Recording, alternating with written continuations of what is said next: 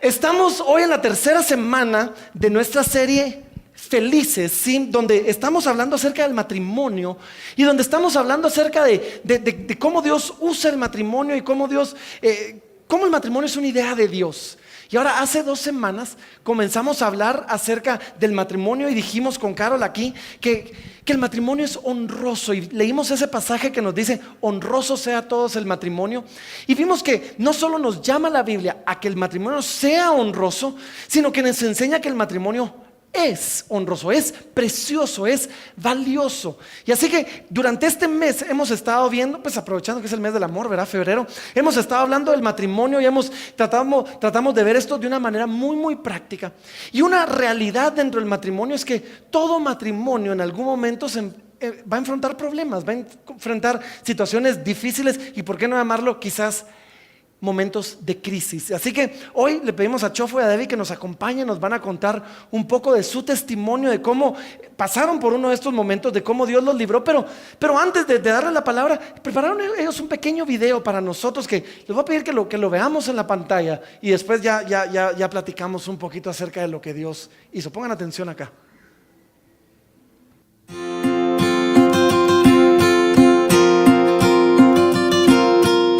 Hola, aquí estamos en París disfrutando una de las promesas que Dios un día nos dio como pareja. Hace más de 2 años pasamos una crisis muy dolorosa tanto en lo personal como en lo matrimonial, y le creímos a Dios que un día estaríamos aquí disfrutando de su bondad. Nos tomamos de la mano de Dios aún en el momento más oscuro. Creímos que Dios perdona a aquel que se arrepiente, que sana al que le busca y que su gracia restauradora nos vuelve a levantar. Yo gocé de la compañía de mi esposa en todo momento y de su amor, y hoy puedo decir, Dios ha sido bueno. La Biblia nos promete que olvidaremos nuestra miseria o la recordaremos como aguas que pasaron. Cuando enfrentas una crisis, pruebas también la miseria de estar en ella. Pero quiero decirte que eso se acaba. Eso no es para siempre. El Señor te toma en sus manos y si guardas la esperanza en Él te va a sacar. Nuestra crisis puede ser distinta que la tuya. Sin embargo, todos vivimos un momento de crisis en la vida. Recuerda que no estás solo y que eso pasa y puedes llegar a ser feliz, aún más que antes. Tómate de la mano de Dios y Dios te va a bendecir.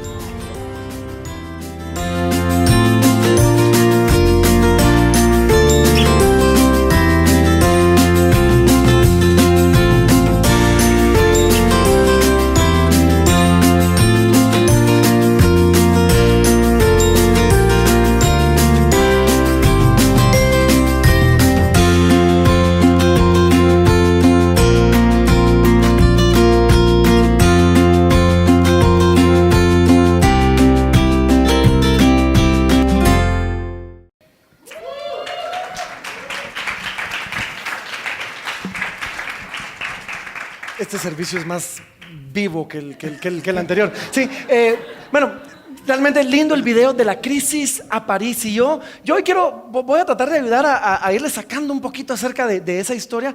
Pero pues para aquellos que no conocen la historia, para aquellos que no saben de qué se trata, contanos, Chofo, de qué se trata esto de la crisis a París. Contanos un poquito de la crisis. Yo sé que pues a eso venimos, ¿verdad? Así que contanos un poquito de esa crisis y cómo terminaron en París. Bueno, nosotros con Debbie nos conocimos hace más de 22 años, ya casi para 23, 17 años de estar casados, y la verdad es que hemos tenido un matrimonio, sobre todo, buscamos estar basados en Dios y vivimos momentos muy lindos y momentos de victoria, pero en el transcurso también de estos años hemos enfrentado también esos momentos de derrota, y así como hemos vivido los mejores momentos de alegría, también hemos vivido una crisis. La crisis en particular que estamos hablando acá es una que tuvimos hace unos años, originada por una decisión mía, una mala decisión mía, o varias malas decisiones basadas en orgullo, en egoísmo, y así son como realmente uno las toma. Yo le fallé a mi esposa, le fallé a los votos matrimoniales que un día le hice a ella, y esto por supuesto causó un dolor muy grande, no solo en ella, como esposa, en la familia, porque la atravesamos juntos, lo causó también en las personas que teníamos alrededor, nuestros amigos, nuestra gente de confianza, en nuestros líderes espirituales, en todas las personas pues que de alguna manera nos conocían. Y pues esta crisis que se dio cuando nosotros la vivimos, tal vez la nuestra muy peculiar porque pues no fue privada como la que algunos viven, la nuestra fue un poco más pública. Estábamos en medio de ese hoyo, que es realmente como estar en el pozo de la desesperación, es indescriptible, y lo que uno pierde en medio de los momentos de crisis es esperanza. Nosotros perdimos la esperanza de que podríamos salir adelante. Yo pensé que lo había perdido todo, todo, es decir, tanto matrimonial como financieramente, laboralmente, la reputación, el ministerio, etcétera.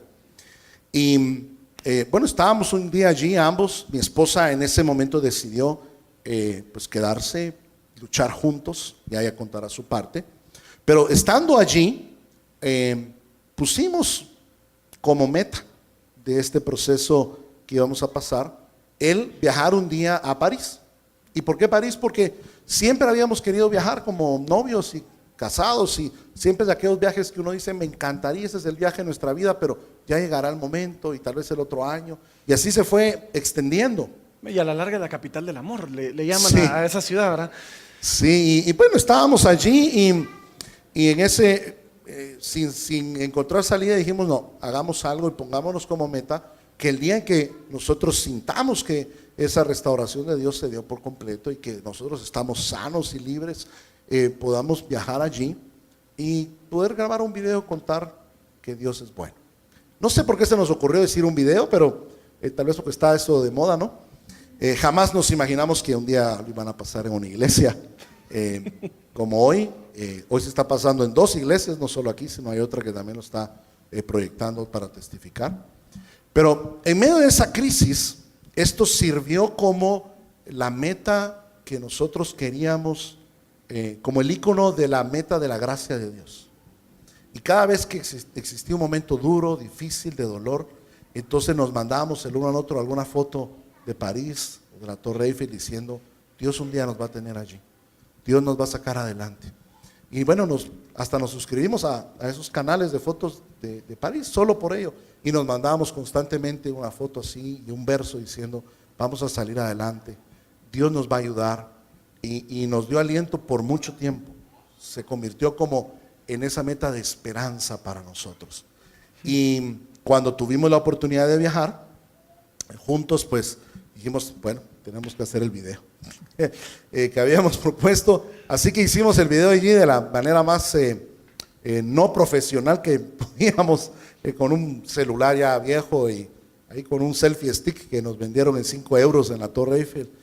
Y lo grabamos, lo editamos nosotros mismos como pudimos y bueno, nos dimos cuenta que eso le comenzó a dar esperanza a otros que están pasando por crisis.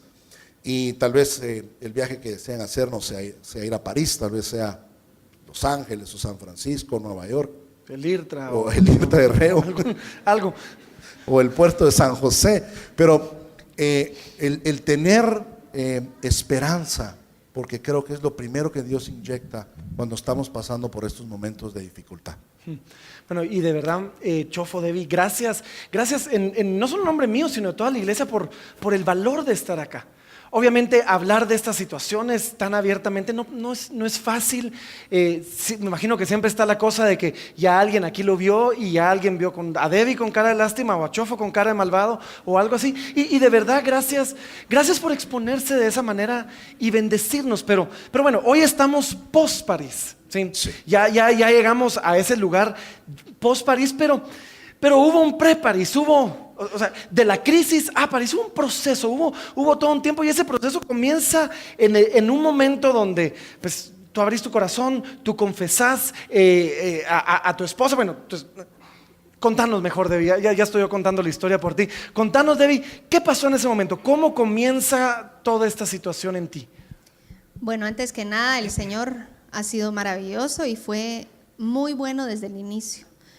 El Señor me empezó a inquietar y la forma en que yo lo hice fue empezar a orar primero por mi esposo, empezar a interceder por él Y me di cuenta que yo tenía desde ese momento, antes de que él me confesara, la opción de tomar las cosas por el lado carnal y tomarlas por el lado espiritual. Podía tomar el camino de pelear, de dividir, de exigir, de separar, pero también podía tomar el lado de clamar a Dios por la ayuda y por la libertad. Así que así fue, empecé a interceder por él y pues Dios nos dio la oportunidad en el momento en que yo le hablo a mi esposo y lo confronto, en que él abre totalmente su corazón a mí y me confiesa todo. Aprendimos que la primera reacción en las crisis son las que te van a llevar a que esta crisis sea más manejable o a que la empeores. Mi primera reacción fue optar por el perdón.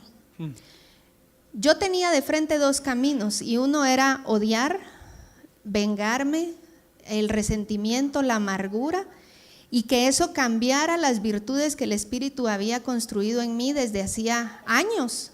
La verdad es que cuesta tantos años de trabajo, tanto para Dios como para tu vida, el empezar a sacar frutos del Espíritu. Y cuando viene un golpe tan duro, todos esos frutos se pueden tirar y echar a perder cuando se abre la puerta a la amargura y al odio, a la venganza. Sin embargo, tenía el otro camino también del perdón, que es el que Jesús pues me enseñó, y tomé la opción de perdonar y empezar a edificar. ¿Qué pasó en ese momento? Me enfrenté a esos sentimientos que yo nunca había sentido antes. Yo no conocía lo que era la indignación, el odio, la cólera, todas esas cosas tan fuertes. Las había oído en dimensiones muy pequeñas, pero opté por el perdón. Y la verdad es que el Señor empezó a hacer un trabajo maravilloso. Cuando pasa una crisis, el mundo de uno se rompe, sea la crisis que sea. Como decía en el video, las crisis son distintas, no tienen que ser igual a la nuestra. Pero en la crisis tu mundo se cae y empiezas a ver piedras, como cuando hubo un terremoto. Quedas en escombros muchas veces. Y tenía la opción de tomar esas piedras y tirarlas a quienes me habían lastimado, pero también tenía la opción de tomar las piedras y empezar a edificar esa vida de la cual yo disfrutaba a la par de mi esposo. La habíamos disfrutado por muchos años antes. Así que ese fue el inicio de mi proceso. Ahora, esto es realmente increíble, pero la semana pasada tuvimos chance nosotros de desayunar y estábamos pues platicando de lo que íbamos a hablar aquí el día de hoy. Y tú mencionaste algo en ese desayuno que por lo menos en la mente de Carol y mí se quedó grabada. Y nos hablaste algo acerca de la esencia de tu esposo y que eso te había llevado a tomar una decisión. Quisiera, aunque no lo mencionaste, que nos hablaras un poquito de eso porque para mí fue verdaderamente impactante eso. Bueno, con mi esposo teníamos una trayectoria, ¿verdad? Les puedo decir que la clave en mi corazón fue esa trayectoria que llevábamos de 20 años juntos, 20 años maravillosos, realmente crecimos juntos, nos conocimos cuando yo tenía 16 años y él 18, nos enamoramos y siempre tuvimos una relación sumamente estable, un noviazgo muy lindo, muy saludable y un matrimonio muy hermoso. Entonces yo llegué a conocer a mi esposo en su esencia. Y la esencia de una persona trasciende más allá de sus errores. Los errores pueden ser graves y pueden lastimarte en lo más profundo. Pero en ese momento pesó demasiado esa esencia, el conocer quién era mi esposo, el buen hombre que siempre había sido, el buen padre, el buen hombre de Dios. Y siempre reconocí y reconozco el hombre de Dios que él es. Porque gracias a Dios el Espíritu Santo me dejó ver la esencia y mantenerme tomada de esa esencia. El pecado es poderoso y es fuerte y te cambia y te corrompe y te ciega, pero la esencia también es poderosa. La esencia de una persona cuando tú sabes y conoces el corazón, y pude llegar a amar no solo en las virtudes, sino también en la debilidad o en el caer, ¿verdad? Entonces, nuestra trayectoria, yo lo puedo describir que fue como un ancla, cuando un ancla sirve a un gran barco en medio de las olas del océano. El océano no siempre está tranquilo. Y eso fue lo que me ayudó realmente. Esa trayectoria, yo no iba a entregarle al orgullo ni al odio esos años maravillosos que habíamos compartido juntos y eso que me pertenecía a mí y a él y le pertenecía a mis hijos. Nuestra relación, nuestra familia nos pertenecía a nosotros, si se puede decir la redundancia, ¿verdad? Y no pensaba yo en tirar todo a la borda después de haber construido por tantos años. Wow, y qué verdad más importante, tu esposo es más que ese error. Así Sí, es increíble. Realmente ahora, déjenme retroceder un poquitito aquí. Chofo, pues viene el problema, se te confronta por tu esposa, se te confronta por tus líderes espirituales, te ves en esta situación donde de repente estás pues, sin trabajo, sin ministerio, tu matrimonio, deciden quedarse, pero obviamente hay una trayectoria complicada, un camino complicado delante de ustedes. Imagino que en ese momento viene la tentación de decir, mejor dejo todo tirado y salgo huyendo. Creo que todos podemos en algún momento sentirnos tentados a decir, mejor, ya sea, o salgo huyendo yo solo, o salgo huyendo con todo y mi familia y nos vamos a algún lado donde nadie nos conozca. ¿Por qué no saliste huyendo? ¿Por qué no dejaste todo tirado? ¿Por qué decidiste quedarte aquí? Bueno, como bien decís, a la naturaleza de cualquier ser humano, lo último que quisiera es tener que enfrentar o confesar un error. Pero si uno se pone a pensar y uno cree lo que va a suceder, todos algún día tendremos que hablar de nuestros errores, ya sea aquí en la tierra o un día en el tribunal de Cristo. Pero todos tendremos que tratar el tema. Y para serte honesto, confesar no fue mi primera opción. Al contrario. Yo si hubiese podido naturalmente ocultarlo y hacerme, digamos, el loco, caminar por otro lado y hacer las cosas bien, hubiese sido la opción que mi carne primero hubiera querido escoger. Fui llevado a este momento de confesión por la presión de mi esposa, ¿ya? Y entonces se lo confieso ella primero. Luego de eso vino la confrontación de parte de aquellas personas que eran mis guías espirituales. Y por último, cuando nos sometemos a un proceso en una terapia, nos enseñan la importancia de lo que es confesar. Y creo que es aquí donde algunas personas no comprenden la gracia de Dios. La gracia opera junto con la verdad y la verdad nos hace libres. Si nosotros solo ocultamos las cosas debajo del tapete de la casa y queremos actuar como que no hubiese pasado, la verdad es que eso queda marcada el alma y la conciencia y esto empieza a condicionar las reacciones futuras de un matrimonio. La única manera de poder sanar es enfrentar la verdad. En otras palabras, Dios no sana el corazón dolido, Dios sana el corazón quebrantado. Y hay una diferencia entre esas dos cosas. Háblanos de esa diferencia. Bueno, el corazón dolido es todo aquel que ha sido ofendido por alguien y llora por esto, pero cuando eres quebrantado, tú llevas delante de Dios esa verdad. Y cuando la llevas, le das la oportunidad a Dios de sanarte. Por eso creo que si tú has estado dolido por alguien, lo mejor que puedes hacer es llevarlo delante de Dios. Y si necesitas que alguien de Dios te ayude, para eso es lo mejor, porque eso te da la oportunidad de sanar. Llorar no sana, porque si no, pues todas las personas estarían sanas, porque todos lloramos. Llorar en sí mismo no sana. Lo que sana es poder llevarlo delante de Dios, llorar delante de Dios, ¿sí? Quebrantarte, ser honesto y Dios lo va a sanar. Entonces, cuando vino ese momento a mi vida, yo confié en la gracia de Dios. Pues la habíamos predicado, enseñado y practicado muchas veces, pero la gracia que dice que Él borra todo, lo tira al fondo del mar y que te da una nueva oportunidad y te da la oportunidad de redimir lo que has hecho y de repararlo, yo confié que eso es verdad. Y entonces le dije, Señor, me voy a abandonar en tus manos. Y me tocó el poder llegar a confesar, primero pues a mi esposa, reconocerlo, aún en medio de toda la vergüenza y humillación que eso significa. Pero aprendí que la verdad, aunque por momentos sale, no por una buena razón, a veces la verdad sale por un chantaje, o sale por una extorsión, o sale por un chisme.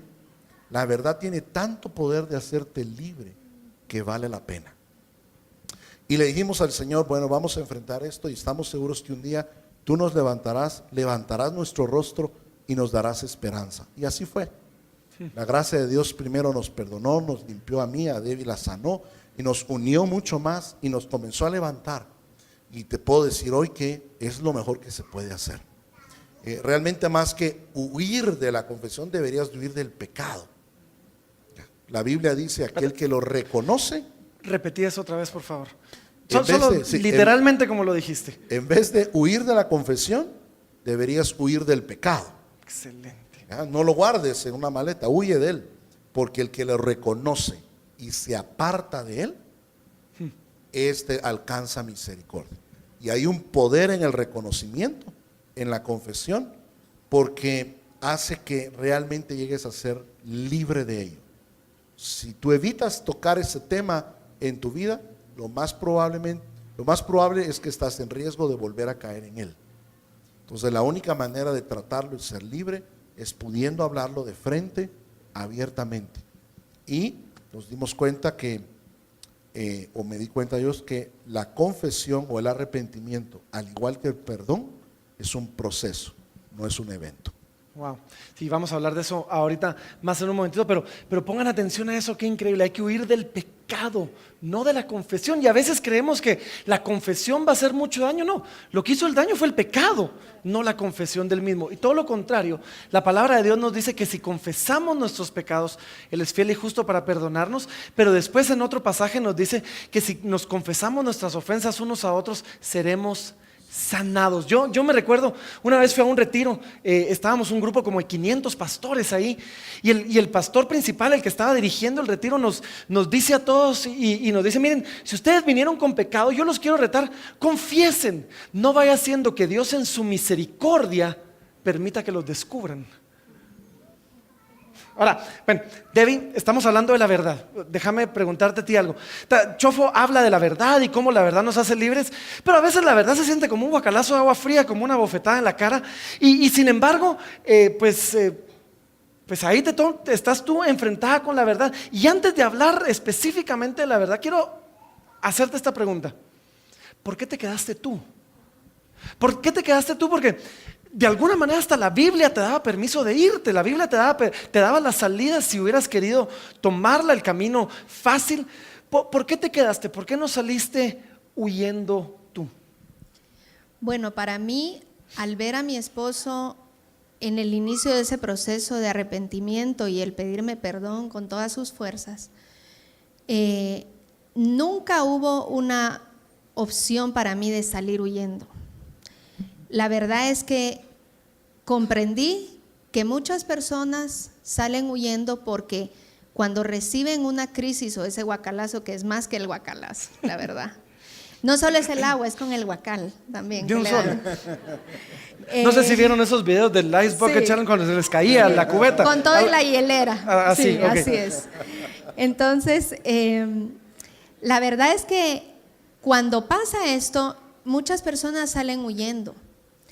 Pero lo único que manifiesta es que probablemente el amor, la pasión y la convicción ya se habían ido antes que esto pasara. Y en mi caso, el amor, la amistad, la pasión, la admiración por mi esposo estaban ahí, estaban arraigadas en nuestro matrimonio. Gracias a Dios, antes de que todo esto pasara, nosotros no teníamos eventos previos que resolver o pleitos o cosas que nos hayan dañado atrás. Entonces, nunca fue una opción salir huyendo, sino enfrentar. Yo creo que Dios me dio la valentía y me la dio Dios, pero creo que también esa es en medio de nuestro libre albedrío, es una decisión, el ser valiente ante la verdad. La verdad duele demasiado y la verdad da miedo, muchas veces la queremos ocultar. Pero en mi caso yo clamé para que la verdad saliera a luz. Dios, el Espíritu Santo me guió a eso porque la Biblia dice: la verdad te hará libre. Y yo quería esa libertad para mi esposo y quería esa libertad para mí. Entonces, cuando enfrento la verdad y cómo es que yo miro la verdad, yo la verdad la miro como una amiga, como una aliada en mi vida, como algo que me protege, que nos protege y que es un escudo.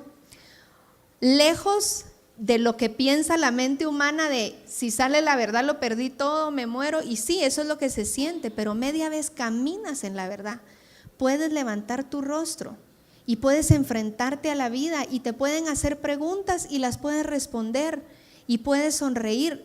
Obviamente esto requiere un tiempo, pero por eso fue que yo me quedé. Tenía la convicción de que Dios tenía un llamado. Yo no, al no perdonar a mi esposo, yo iba a renunciar a nuestro amor, a nuestra relación, pero más allá, yo iba a renunciar al propósito que Dios tiene en nuestra vida como familia. Iba a abortar el propósito de mis hijos también, del llamado que Dios tiene, y eso fue una fuerza muy grande dentro de mí para que yo me quedara. Wow. Y déjame profundizar un poquito más en eso, porque hablamos de la verdad, no el agua, sino con todo y la cubeta. Y hay mucha gente que le tiene miedo a la verdad. Yo he visto muchas mujeres que de alguna manera saben, pero no quieren saber porque les da miedo saber. O algunos hombres que quieren confesar, pero confesar a medias porque realmente pues, la verdad está ahí. ¿Qué le dirías a esa mujer que no está segura de que quiere saber? Y Chofo, a ese hombre que quiere confesar, pero quiere confesar a medias. Si quieres, Debbie, tú primero. Bueno, yo le diría que sea valiente, porque cuando una mujer tiene sospechas, eso no es vida, eso no te deja quieta, eso es una cosa que te come adentro y parte de eso es el instinto de mujer, ¿verdad? Ese sexto sentido que tenemos, y también es el Espíritu Santo queriendo libertar. Yo les aconsejo la verdad. El otro día hablaba con una mujer y me decía, prefiero no saber, prefiero no enfrentar esto. Y yo le decía, es que tú estás queriendo vivir con una mentira que consuela y no con una verdad que duele. Y eso es un consuelo falso, porque estás viviendo una mentira que tú sabes que es mentira y que te está igual dañando y carcomiendo lentamente. Entonces, ¿cuál es mi consejo? Mujer, afronta la verdad. Cuando estamos listas para afrontar la verdad, ¿saben qué es lo que pasa? Que abrimos un espacio y un canal de gracia y abrimos un campo donde nuestro esposo puede llegar y confesar y él va a ser libre también. Pero si lo que ve nuestro esposo son amenazas y gritos y te dejo y te mato y vas a parecer encunetado y ¿qué esposo se va a atrever? Es pequeña, pero tengan cuidado. Cuidadito. ¿Qué esposo? Hablemos lo que es real. ¿Quién se va a atrever a confesar por desesperado que esté del pecado si no haya un ambiente de gracia y libertad para hacerlo? Cuando yo abrí mi corazón a la verdad, yo sabía lo que me estaba arriesgando. Yo clamé un día a Dios y le dije, sácame la verdad a luz en mi cara, Señor. Me va a doler, pero yo sé que tú me vas a sostener. Y eso fue como el primer paso. Le di permiso a Dios que me sostuviera y que empezara a obrar en esa libertad. Yo quisiera aquí mencionar algo. Una cosa es el ambiente del arrepentimiento y una es el ambiente del perdón. En la parábola del hijo pródigo, cuando el hijo pródigo ya no tiene que comer, no tiene dinero y está con los cerdos, esa crisis provoca el ambiente del arrepentimiento. Por eso dice Proverbios, cuando tengas ese día de adversidad, considera para arrepentirte. Toda crisis te produce la capacidad de reflexionar para cambiar. Y Dios permite esos momentos de crisis para poder llevarnos al arrepentimiento. El hijo pródigo dice entonces, iré a la casa de mi padre y le diré, he pecado contra el cielo y contra ti. Él iba dispuesto a confesar. Y cuando llega a la casa de su padre, el padre no lo deja hablar, lo abraza primero. Y en ese abrazo le expresa mucho, le expresa te amo, te acepto, no te quiero condenar. Y entonces al dar ese abrazo crea el ambiente del perdón. Y en ese ambiente el hijo pródigo le confiesa. Por eso es muy importante el poder trabajar juntos en esto, ¿no? Es una relación de dos que es lo que permite que pueda salir adelante. Yo le recomendaría a todo hombre que confíe en Dios. No hay forma alguna de que no vayas a tener que enfrentar esto un día, porque todo lo oculto sale a luz, todo, no hay forma de poderlo ocultar. Confía en Él, busca a una persona de mucha confianza que no esté emocionalmente involucrado en el tema, habla con esta persona y te puede ayudar a salir adelante. No te quedes embarrado creyendo que puedes luchar por tus propias fuerzas como que nada pasó.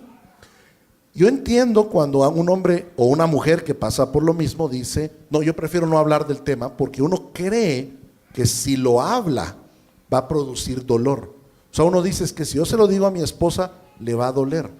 Y la verdad es que el dolor ya fue ocasionado. Y ya fue ocasionado, o sea, en el silencio o en la confesión. Ya no hay forma alguna de evitarlo. Pero sí hay forma de sanarlo. ¿Ya? Si tú lo enfrentas, puedes sanarlo. Y entendí de que el problema de fondo es el engaño.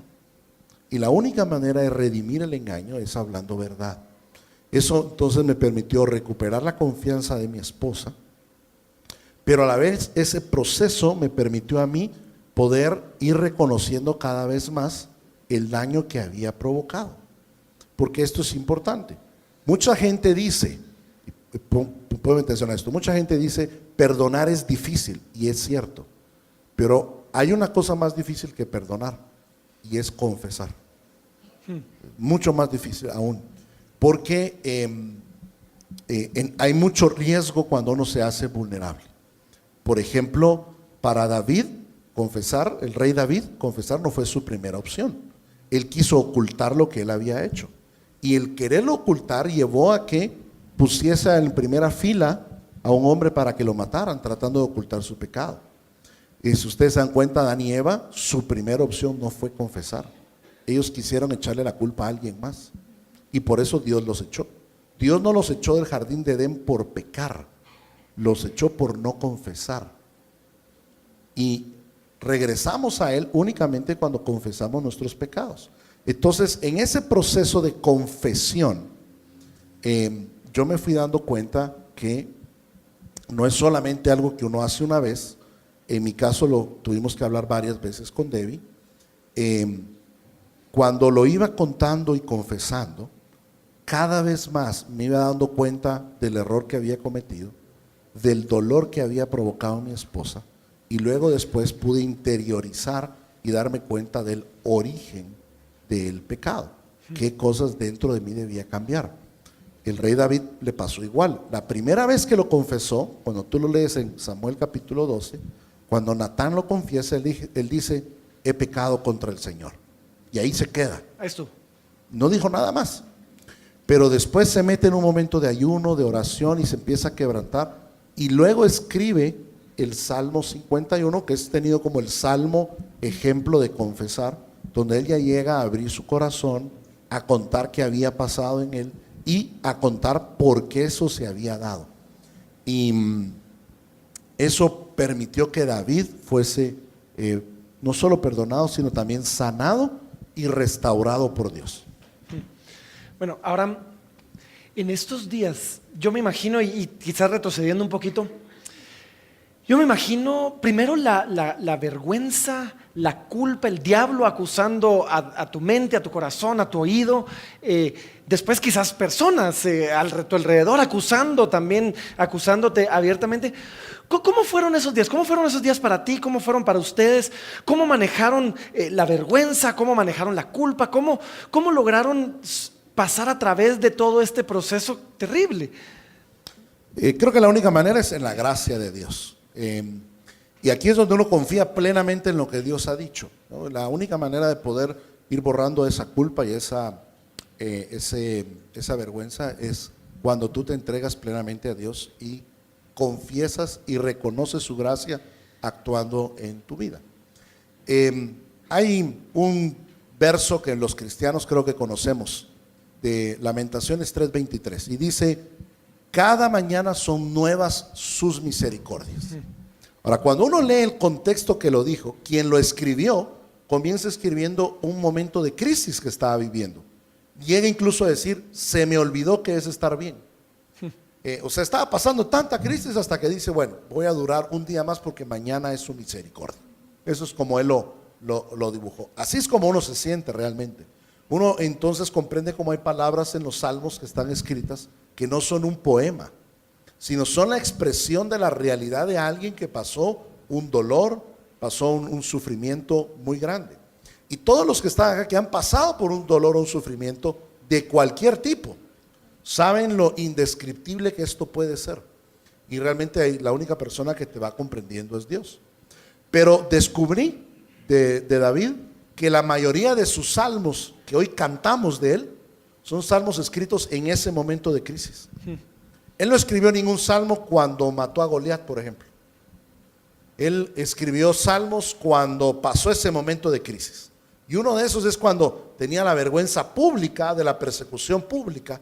Y entonces él escribe un salmo que cantábamos con una canción de hace mucho tiempo que dice, con el Señor muchos son mis adversarios, muchos son los que se levantan contra mí, y muchos son los que dicen de mí no hay salvación en él. Mas tú, Señor, eres mi escudo, tú eres mi gloria y quien levanta mi cabeza. Ese es un ejemplo de un salmo que escribió David, de cómo él decía, en Dios puedo ver hacia el futuro, puedo tener esperanza, puedo caminar, porque Él levanta mi cabeza. Amén.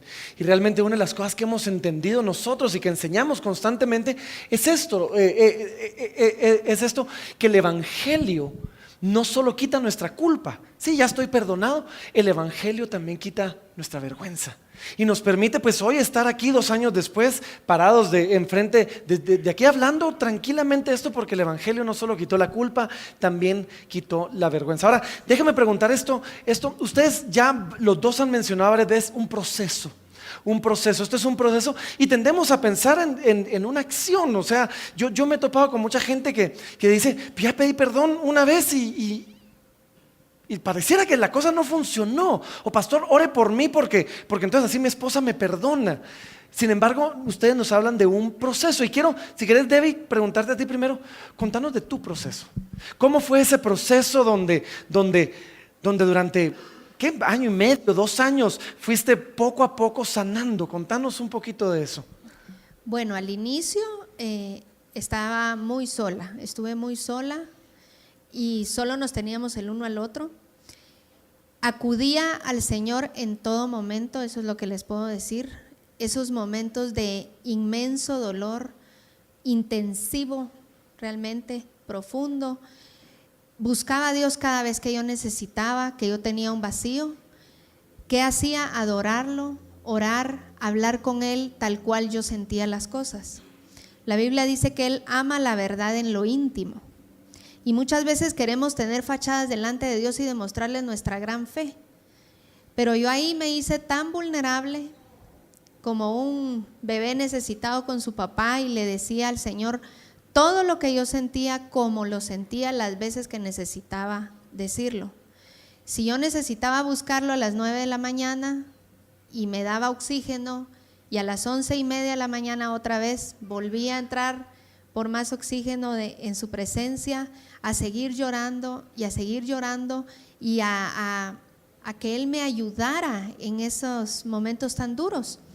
Empecé a encontrar ahí de rodillas con Dios, hablándole con sinceridad y dejando que Él me sanara, que poco a poco ese dolor se iba yendo, que poco a poco esos sentimientos negativos se iban esfumando de mí, que venía paz.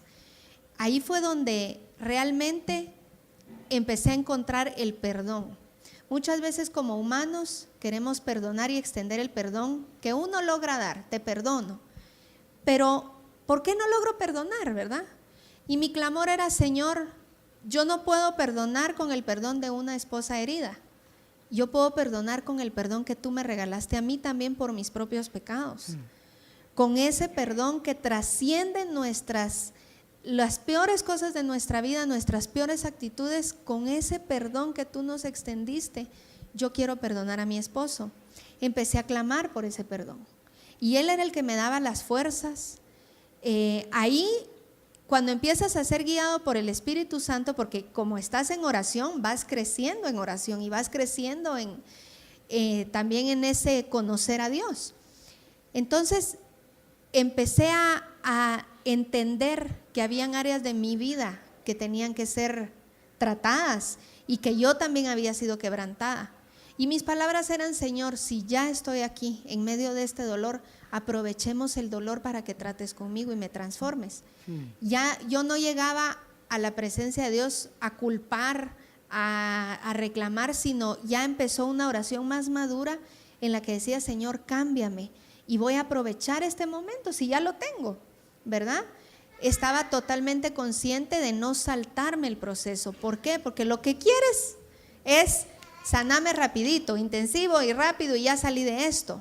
Pero en realidad es como que fuera un cáncer, que no sana inmediatamente. Tienes que ir a sesiones de quimioterapia, y la quimioterapia a veces da náusea, y son otros sentimientos que tienes que enfrentar con tal de que llegue a la célula de cáncer y la mate y sea sana. Entonces era lo mismo, era ir a enfrentarme y a sentarme delante de mi dolor y no negarlo, sino dejar que Él me sanara en todo momento. Ese fue clave, ese tiempo, porque ahí fue donde yo empecé a sentir de nuevo la fuerza para sonreír, la alegría y la esperanza de saber que había un futuro y que no todo estaba perdido.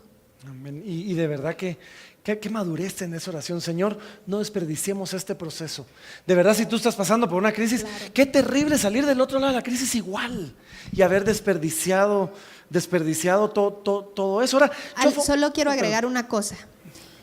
Algo que me daba miedo era: si yo no sano esto ahorita y no soy valiente y no me esfuerzo en sanar esto me puede saltar 2 años después y estar tapando y escondiendo nada más una herida, pero que en realidad no se convirtió en cicatriz.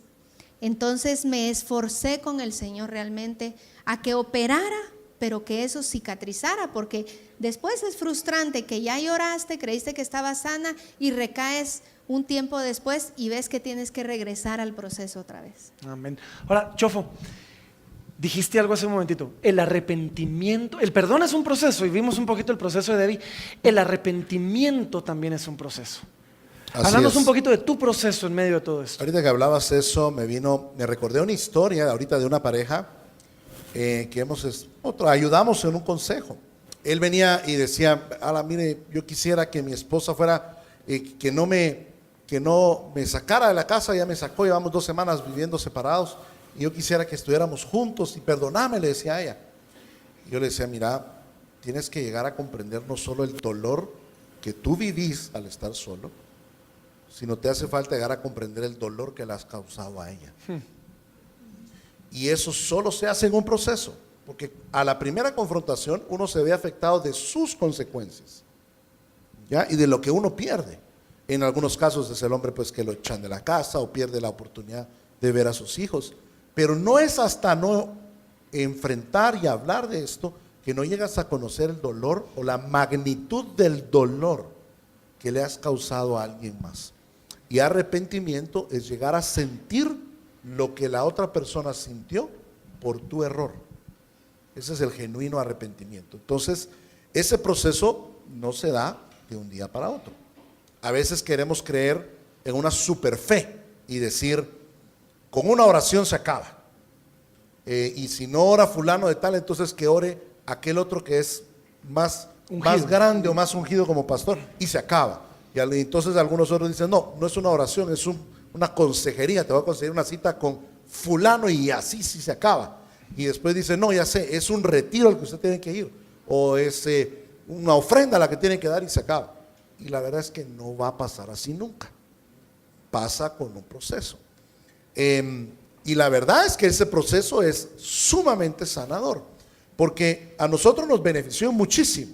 Primero, el poder reconocer la realidad, reconocer lo que la otra persona había hablado, pero el hecho de poder hablar con franqueza nos unió a nosotros, nos hizo más amigos, nos permitió tener más confianza, y ese es un beneficio.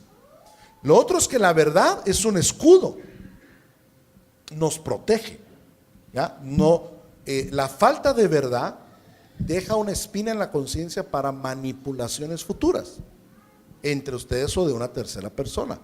Entonces la verdad nos protege. Nosotros ahora ya no hablamos del tema, porque llegó el momento donde lo habíamos tratado lo suficiente, donde el perdón y la gracia había transformado, que entonces pudimos simplemente seguir hacia adelante y no tener que volver a hablar nunca más del tema. Las únicas veces que lo volvemos a hablar es cuando podemos ayudar a un tercero. Pero entre nosotros, nuestro matrimonio quedó todavía más fuerte, más compenetrado, porque pudimos llorar juntos, reír juntos, hablar juntos, ¿ya? Expresar unos a otros lo que significaba eso, y pudimos recibir la gracia juntos.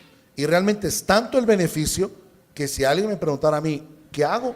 El mejor consejo que tengo que darte es, haz lo mismo, porque es tan bueno lo que puedes recibir después de ello, que nunca te vas a arrepentir de haber enfrentado ese dolor.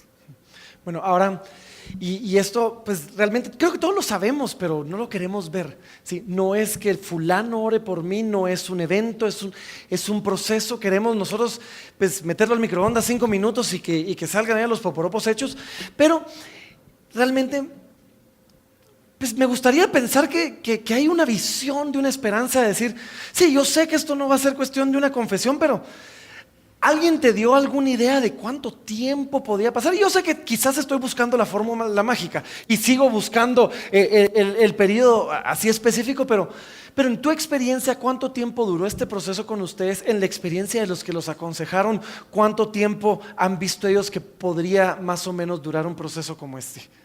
Pero a nosotros nos sorprendió la cantidad de recursos que hay disponible para ayudar en todo tipo de problemas. Solo hay que buscarlos. Nos sorprendió porque cuando comenzamos a buscarlos, hemos encontrado recursos para todo tipo de problema. Hay gente que ha atravesado y está dispuesto a compartir y ayudar a otros que están en esa lucha. Cuando encontramos a estos, voy a llamarlo expertos, pues no creo que haya un título universitario de esto, pero es gente que pasó por ello y ayudó a otros. Lo que ellos decían es que usualmente tardaba entre 18 a 24 meses. Eso es lo que nos decían. Pero que dependía de cada persona. Por ejemplo, si como hombre no confesaba todo y en 3 meses salía algo más a luz, en 3 meses se reseteaba y empezabas un paso atrás. Entonces eso lo podía alargar. Si en cambio te ponías efectivamente todos los días a enfrentar esto, podría cortarse. Nosotros, es nuestra experiencia, en nuestro caso es muy diferente al de cada persona. Pero nosotros, yo te puedo decir que a los 12 meses esto ya no era un issue, no solo en nuestra conversación, no lo era en nuestra alma, no lo era en nuestra conciencia, no lo era en nuestro trato como marido y mujer. Es decir, yo no trato con una esposa que está dolida o que estuvo dolida, yo trato con una persona totalmente sana, ¿sí? Así es nuestro amor, así es nuestra ternura, así es nuestra conversación, y así es incluso cuando discutimos, ya no sale ni siquiera en una discusión, ¿ya? Sino importante eso. Eso ya no existe. Se trató, se pasó, se superó. Algunos otros yo he visto que llevan muchos más años porque no han querido enfrentarlo, sino que como que quieren evitarlo totalmente. Y ese famoso dicho de ya te pedí perdón, no quiero volver a hablar de eso. Y hemos hablado con parejas que han estado así. Cada vez que hablamos se nota pues cómo todavía sigue siendo un área sensible, que les incomoda, que no les permite ser plenos entre ellos dos como personas. Entonces, teniendo un recurso como la gracia, creo que lo mejor es el podernos exponer a Dios. No, y gracias de verdad, Chofo y Debbie, por el valor de haberlo pasado ustedes, porque ahora nos edifican a todos nosotros. Ahora, aterrizando ya un poquito este barco, porque la hora nos agarra, quiero preguntarte, Debbie, ¿cómo está tu matrimonio hoy? ¿Valió la pena la lucha? ¿Cómo? Ya Chofo nos contó un poquito, pero quiero oírlo de ti. ¿Cómo estás hoy? ¿Cómo está tu matrimonio hoy? Valió la pena al 100%. La verdad, estamos muy felices, con nuevos sueños, nuevas metas.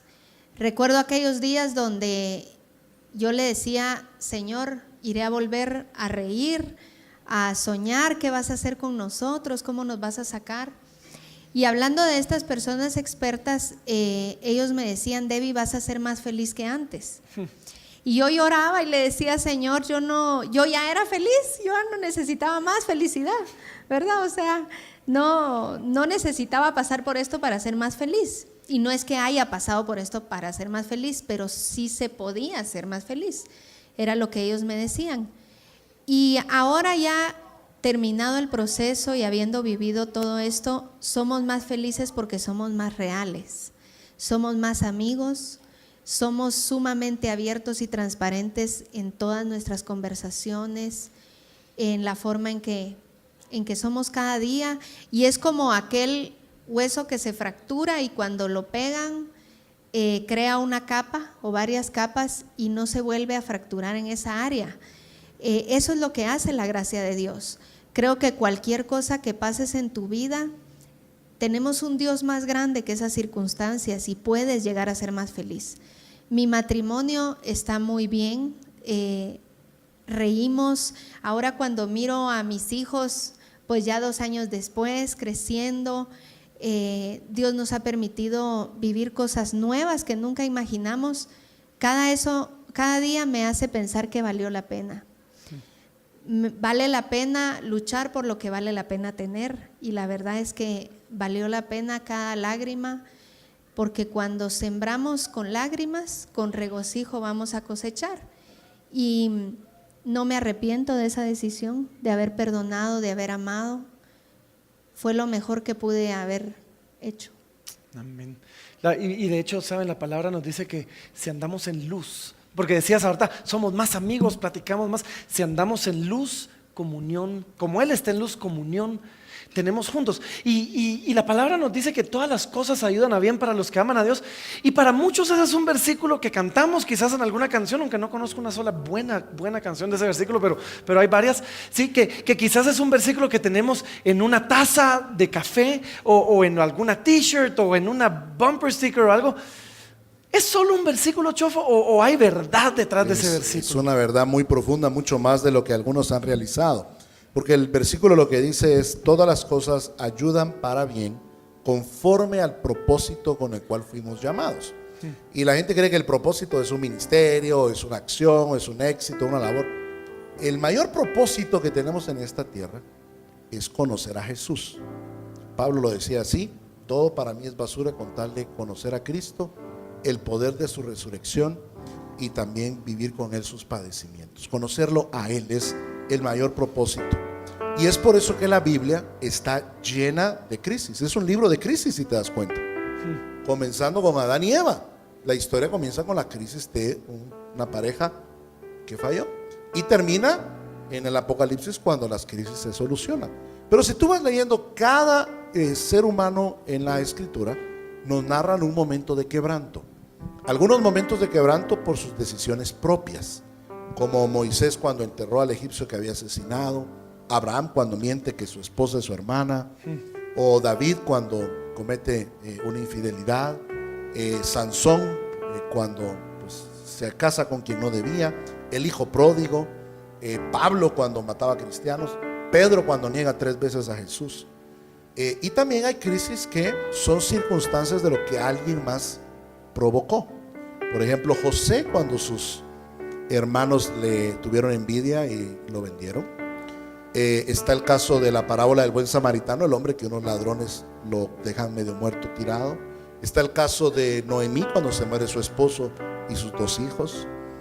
Bueno, hay un sinfín.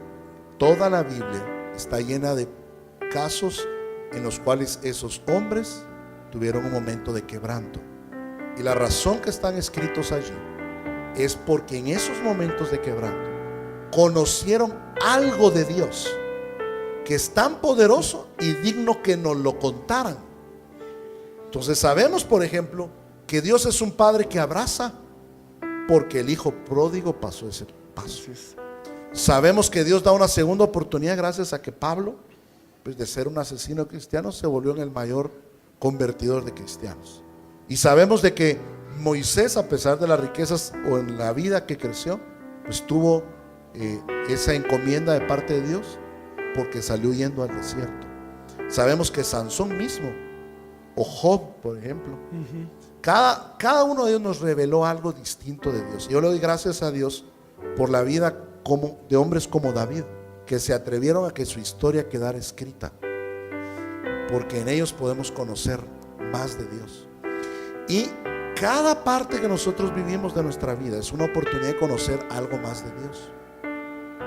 Ese es el gran beneficio de los malos momentos. Tú puedes conocer a Dios en las buenas o en las malas.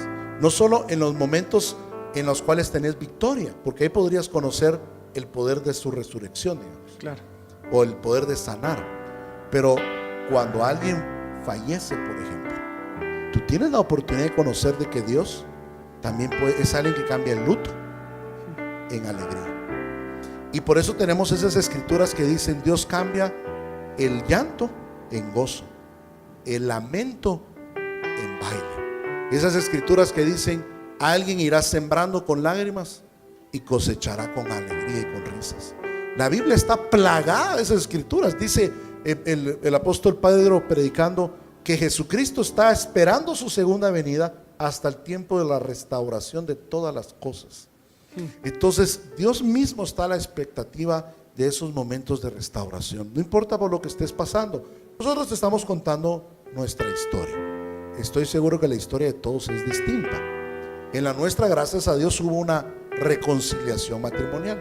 Hay otras historias donde esa reconciliación no era posible, pero sí es posible la gracia, y sí es posible encontrar algo más de Dios. Por eso hay una escritura en Isaías 54 que dice: aquellas mujeres que fueron repudiadas, dice Dios, yo soy su marido. Hay algo para encontrar de Dios allí. Para aquellos hijos cuyos padres los abandonaron, hay otra escritura que dice: yo soy padre de aquellos que no lo tienen. O sea, la Biblia está plagada de este tipo de escrituras de esperanza, porque todos en algún momento, por una u otra razón, pasamos un momento de quebranto.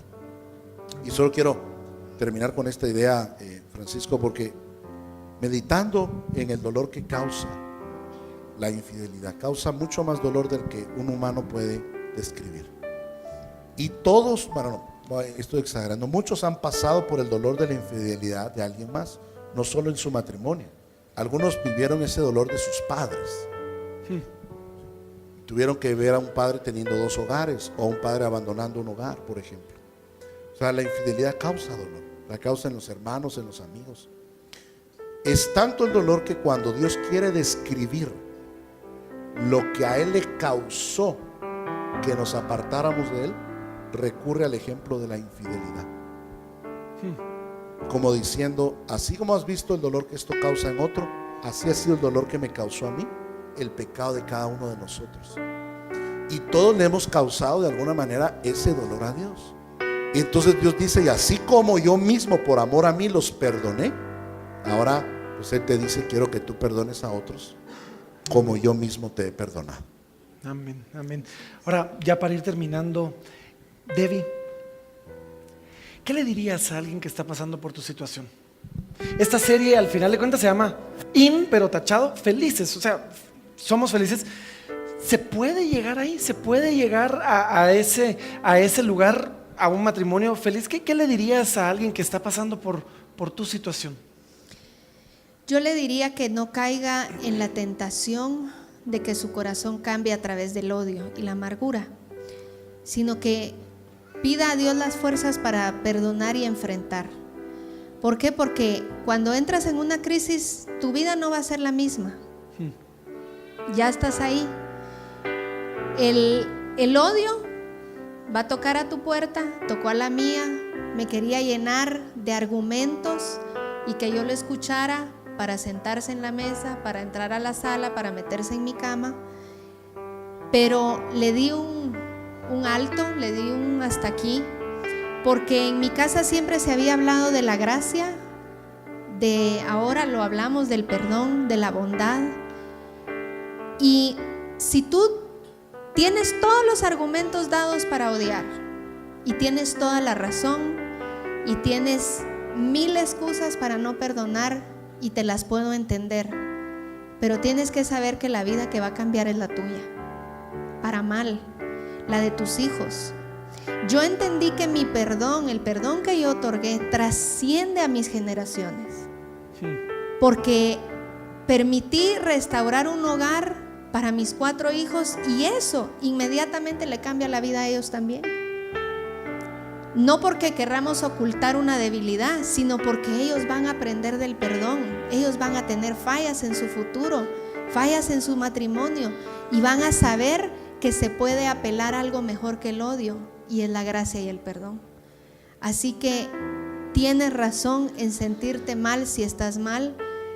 Tienes la boca llena de argumentos para decir lo malo que es la persona que te dañó, pero eso no trae ningún bien, no trae ningún futuro, eso solo te cambia y te estropea. Así que es mejor regalar perdón, es mejor otorgar ese ambiente de gracia, y tu vida va a cambiar, tu vida va a ser distinta después de esto, pero para bien. Chofo, 30 segundos, ¿qué le dirías a alguien que está pasando por tu situación?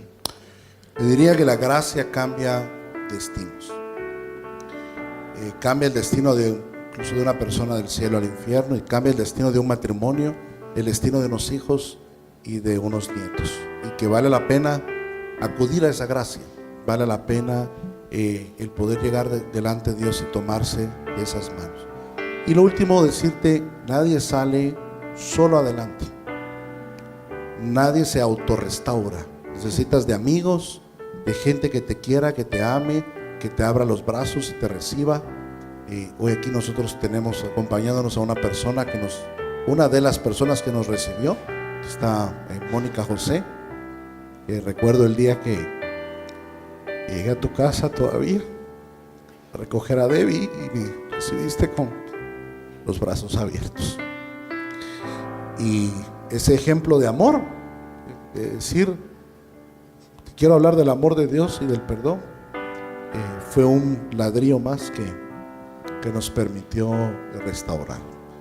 Y así tuvimos la oportunidad de hablar con pastores y con líderes, y cada uno fue añadiendo algo más que nos fue bendiciendo.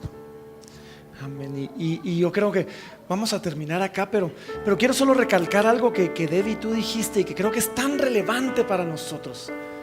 Tú dijiste, yo me di cuenta que no tenía en mí el perdón que dar de una esposa herida. En la esposa herida no había ese perdón, sino tenía el perdón que podía encontrar en cómo yo había sido perdonado. Y hemos mencionado esta palabra, creo que unas 50 o 100 veces hoy, la palabra gracia. Gracia, y es que es una gracia maravillosa la que recibimos de parte de Dios. Y saben, yo estoy seguro que quizás tú no estás pasando por una situación así, o tal vez sí, no sé. Y bueno, sí sé, el pastor conoce a sus ovejas. Sé que algunos están pasando por situaciones así, y que tal vez este testimonio te va a dar esperanza, pero sabes, la gracia de Dios está ahí disponible para la situación donde tú estés y la situación por la que tú estés pasando. Y estoy seguro que por eso Dios te va a haber hablado, te habló el día de hoy, te habló a través del testimonio de Chofo, el testimonio de Debbie. De verdad, gracias por el valor de hacerlo. Y yo quiero invitarlos hoy, yo sé que ya es tarde, pero quiero invitarlos a esto.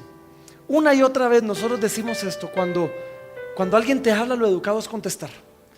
Y si Dios hoy te ha hablado, y esto es algo que siempre decimos aquí en Casa de Libertad, si Dios hoy te ha hablado, y estoy seguro que lo ha hecho, lo educado es contestar. Y nosotros respondemos a Dios a través de la adoración. Así que quiero invitarlos a hoy que se pongan de pie. Ahí donde están, pónganse de pie. Tomen un momento, pongámonos todos de pie.